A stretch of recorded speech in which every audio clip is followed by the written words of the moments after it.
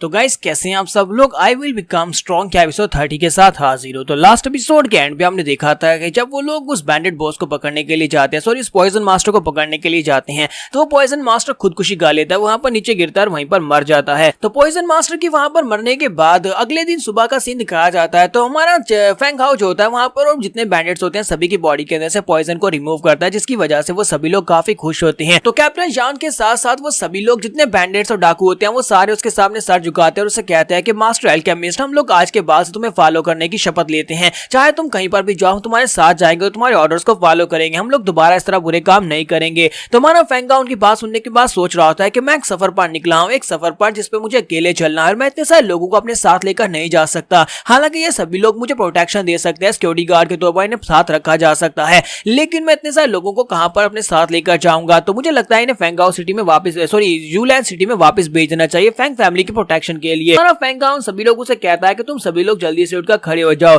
मैं तुम्हें अपने साथ तो नहीं लेकर जा सकता, लेकिन अगर तुम लोग चाहो तो मैं तुम्हें रहने के लिए घर दे सकता हूं। मैं चाहता हूं कि तुम सभी लोग यूलैंड सिटी में जाओ, वहां पर फैंग फैमिली से जाकर मिलना, मास्टर फैंग चैन को जाकर बताना कि उनके बेटे फैंग हाउ ने तुम्हें वहां पर भेजा है, वो तुम्हें रहने के लिए जगह देंगे और वहां पर तुम्हें काम भी मिलेगा और तुम लोग जाकर मेरी फैंग फैमिली की प्रोटेक्शन का जिम्मा लोगे। तो वो उसे कहते हैं ठीक है, जैसा आपने काम लोग बिल्कुल वैसे ही करेंगे। कि कैप्टन जॉन के मर्सनरीज जो होते हैं वो आप अपना सफर आगे कंटिन्यू करते हैं और वो लोग चियांग सिटी में 9 दिन के बाद पहुंच जाते हैं। 9 दिन के बाद जब ये लोग वहां पर पहुंचते हैं तो कैप्टन जॉन कहता है कि अब मुझे बताओ कि अब हम लोग और क्या करेंगे, क्योंकि हम लोग हंटर थीव्स डोमेन से बाहर निकल आए हैं। मास्टर फार्मासिस्ट, मुझे ये बताओ कि अब तुम्हें हमारी और ज्यादा जरूरत है या नहीं। तुम्हारा फैंग हाउ से कहता है कि कैप्टन जॉन तुम्हें अब और ज्यादा आगे जाने की जरूरत नहीं है, बस हमें चियांग सिटी तक छोड़ दो, उसके बाद अगर तुम चाहो तो तुम यूलैंड सिटी में जा सकते हो, मैं तुम्हें फोर्स नहीं करूंगा, ये फैसला सिर्फ और सिर्फ तुम्हारा होने वाला है। वहां पर जाकर तुम्हें फैंग फैमिली का गार्ड बनना होगा, क्या तुम ऐसा कर सकते हो। साथ ही हमारा फैंग हाउ से कहता है कि अब जबकि हम लोग यहाँ पर सिटी में पहुंच चुके हैं तो क्या तुम मुझे उस लड़की के बारे में बताओ, क्या है उस लड़की का ओरिजिन क्या है, वो लड़की जिसका नाम फियर है। कैप्टन जॉन उसे कहते हैं कि मास्टर एल्केमिस्ट, मुझे लगता है कि आपको वाकई में उस लड़की की बैकग्राउंड के बारे में नहीं पता। तुम्हारा फैंग हाउ से कहता है किसी वजह से तो मैं तुमसे पूछ रहा हूँ क्योंकि मुझे नहीं पता। तो कैप्टन जॉन उसे कहता है कि वो यहाँ की फी फैमिली की सबसे यंगेस्ट डॉटर है। यहाँ पर इस सिटी में चियांग सिटी में 3 बड़ी फैमिलीज है और 3 बड़ी फैमिलीज में से फी फैमिली भी एक फैमिली है और इस वक्त फी फैमिली के पैट्रियार्च फियर के फादर हैं। नेक्स्ट सीन एक दिन के बाद का दिखाया जाता है। एक दिन के बाद ये लोग चियांग सिटी के अंदर पहुंच जाए। जैसे ये लोग सिटी के अंदर पहुंच जाए तो हमारा फैंग हाउ कहता है ये सिटी तो काफी ज्यादा बड़ा, ऊपर से बहुत ज्यादा क्लासी भी है। फैंग हाउ सिटी को देखने के बाद काफी ज्यादा इंप्रेस हो रहा होता है। वो मास्टर फी को बताता है कि हमारा सिटी तो इससे बहुत ज्यादा छोटा है, हमारा सिटी तो वाकई में बहुत ज्यादा शानदार है। तो मास्टर फी उसे कहते हैं कि हाँ लिटिल ब्रदर फैंग, तुम चाहो तो तुम हमारे साथ हमारे घर आ सकते हो, फी फैमिली में आओ, वहां पर आओ, चाय शाय पीना और फिर वहां से जाना। फैंग हाउ से कहता है क्या वाकई में। तो फियर भी से कहती है कि हाँ मेरे साथ आओ बिग ब्रदर, तुम्हें हमारे साथ चलना चाहिए, मेरे घर चलो, मैं तुम्हें अपने साथ लेकर चलती हूँ। तो नेक्स्ट सीन में फी के घर का दिखाया जाता है। तो जैसे बटलर फी वहां पर नीचे उतरते हैं, उतरने के बाद वो कहते हैं कि मास्टर फी मैंने यहाँ पर अपने मिशन को पूरा किया है, जो आपने मुझे मिशन दिया था। तो मास्टर फी उसे कहते हैं तुमने एक बहुत ही अच्छी जॉब की है, तुम वाकई में बहुत ज्यादा अच्छे बटलर हो। फिर साथ ही मास्टर फी वहां पर पूछते हैं कि अब ये लड़का कौन है। तुम्हारा फैंग हाउ से अपने बारे में बताता है कि मेरा नाम फैंग हाउ, और अंदर जाने के बाद वो लोग उन्हें सारी बात बताते हैं।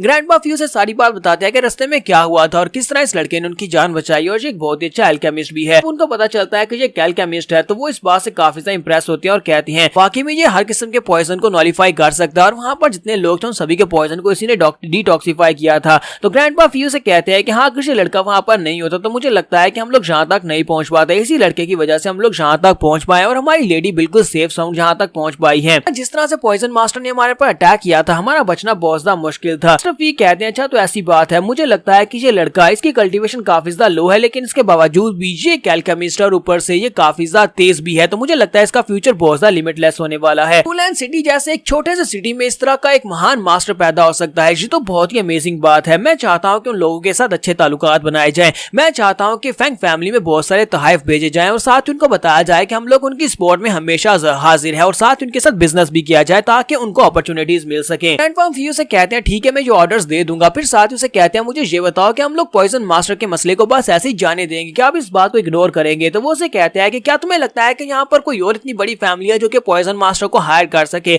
पॉइजन मास्टर को सिर्फ और सिर्फ 2 फैमिलीज ही हायर कर सकती है, या तो ज्यू फैमिली कर सकती है या फिर पो फैमिली कर सकती है, लेकिन पो फैमिली मुझे नहीं लगता कि उनके पास इतनी पावरफुल बैकग्राउंड है कि वो यहाँ पर पॉइजन मास्टर को हायर कर सके, और ये सब कुछ ज्यू फैमिली का किया धरा है। और मुझे लगता है कि इस बार की जो बैटल होने वाली है सिटी लॉर्ड को चूज करने के लिए, उसमें मुझे उन्हें दिखाना पड़ेगा कि मैं क्या कर सकता हूँ और दोबारा से मुझे सिटी लॉर्ड सिलेक्ट होना पड़ेगा, तभी हम ज्यू फैमिली का सर कुचल सकते हैं। यही बार से नेक्स्ट सीन जो होता है हमें एक दूसरी फैमिली का दिखाया जाता है, जहाँ पर एक बंदा बहुत ज्यादा गुस्सा हो रहा था और कहता है कि यहाँ पर तुम लोग एक छोटी लड़की को भी नहीं पकड़ पाए। उसके सामने जो बंदा घुटने टेक कर बैठा होता है वो उसे कहता है कि मैसेंजर प्लीज हमें माफ करना, पॉइजन मास्टर ने तो अपना काम ठीक से किया था, लेकिन वहाँ पर उनके साथ एक एल्केमिस्ट था जिसके बारे में पता नहीं था। बात सुनने के बाद मैसेंजर कहता है कि मुझे ये बताओ कि उन लोगों के पास एक एल्केमिस्ट कहाँ से आया। मुझे लगता है कि उन लोगों ने पहले से सारी तैयारी की हुई थी, उनके पास पहले से एक एल्केमिस्ट आ चुका है। मुझे लगता है कि जीजैंग सिटी फिलहाल के लिए हमारे कंट्रोल में बिल्कुल भी नहीं रहने वाला। बंदे से कहता है कि पोजी, मुझे लगता है कि तुम्हें यहाँ पर अपना बेस्ट देना होगा ताकि तुम दोनों फैमिलीज के दरमियान में यहाँ पर कॉन्फ्लिक्ट्स क्रिएट कर सको। तो फैमिली और फी फैमिली के दरमियान में फाइट होनी चाहिए और इतनी जबरदस्त फाइट होनी चाहिए कि दोनों आपस में लड़कर मर जाएं। अगर वो दोनों ऐसा करते हैं तो उसके बाद यहाँ पर सिटी लॉर्ड की पोजीशन पो फैमिली को मिल जाएगी। तो वो कहता है जी मैसेंजर जैसा आपने कहा बिल्कुल वैसा ही करूंगा, और इसी के साथ ही मैसेंजर उसे कहता है ठीक है, कल के लिए मैं यहाँ पर से जा रहा हूँ, जाकर अपने सुपीरियर से इस बारे में बात करूंगा। अब यहाँ पर वक्त आएगा उस वक्त तुम्हें टेंपल को ज्वाइन करने का मौका मिलेगा। तो पोजी बहुत ज्यादा खुश हो जाता है और कहता है ठीक है मास्टर, मुझे टेंपल को ज्वाइन करने का मौका मिलेगा, और बहुत ज्यादा खुश होता है। एक बार से नेक्स्ट सीन हमारे फेंगाओ की मेमोरीज का दिखाया जाता है कि हमारा फेंगाओ जो होता है उसी दिन को याद कर रहा था जब मास्टर डीजिंग जून ने उसके ऊपर अटैक किया था, और वो बहुत ज्यादा गुस्से में होता है और वो कहता है कि 3 साल बाद मैं यहाँ पर से तुम्हारा नाम मिटा दूंगा, यानी तुम्हें मार डालूंगा। कि वहाँ पर ये वाली बात ऐड नहीं थी, लेकिन यहाँ पर इन्होंने ऐड कर दिया है कि हमारा फेंगाओ वहाँ पर ये भी कहता है कि अगर मैं तुम्हें नहीं मार पाया तो फिर मैं अपनी जान ले लूंगा, मैं खुद को मार डालूंगा। के साथ हमारा फेंगाओ सोते उठकर बैठ जाता है और कहता है कि मुझे 3 साल का एग्रीमेंट याद आ गया, मुझे सोना नहीं है बल्कि मुझे कल्टीवेट करना और अपने आप को स्ट्रॉन्ग बनाना है।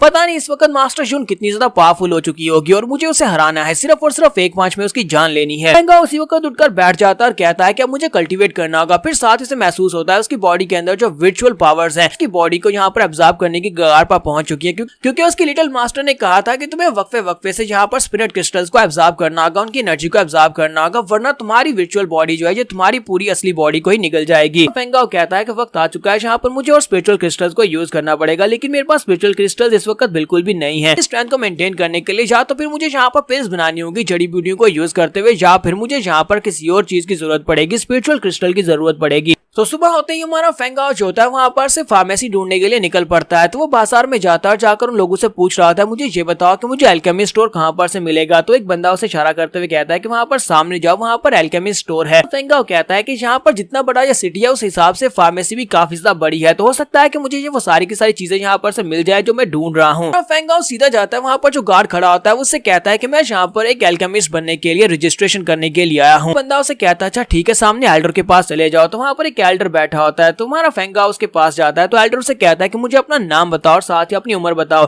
तो फेंगाओ कहता है मेरा नाम फेंगाओ और मेरी उम्र 13 साल है। तो एल्डर उसे कहते हैं तो फिर बताओ कि तुम यहाँ पर कौन से ग्रेड के एल्केमिस्ट बनने के लिए अपना टेस्ट देना चाहते हो। तो फेंगाओ कहता है मेरे ख्याल से यान level yellow colour high rank का एल्केमिस्ट बनना चाहता हूँ। एल्डर उसे कहता है तो फिर ठीक है, अपना हाथ मेरे सामने करो, मैं चेक करता हूँ कि तुम कौन से ग्रेड के एल्केमिस्ट बन सकते हो, क्या तुम एल्केमिस्ट टेस्ट को पास भी कर पाते हो या नहीं। और इसी के साथ ही हम लोग यहाँ पर एपिसोड 30 का एंड करेंगे। नेक्स्ट एपिसोड में देखेंगे कि वो एल्डर इतना हैरान क्यों होने वाला है। एपिसोड की एक्सप्लेनेशन अच्छी लगी हो तो कमेंट करके जरूर बताइएगा। चैनल को सब्सक्राइब कर दे, वीडियो को लाइक और शेयर कर दे। शुक्रिया।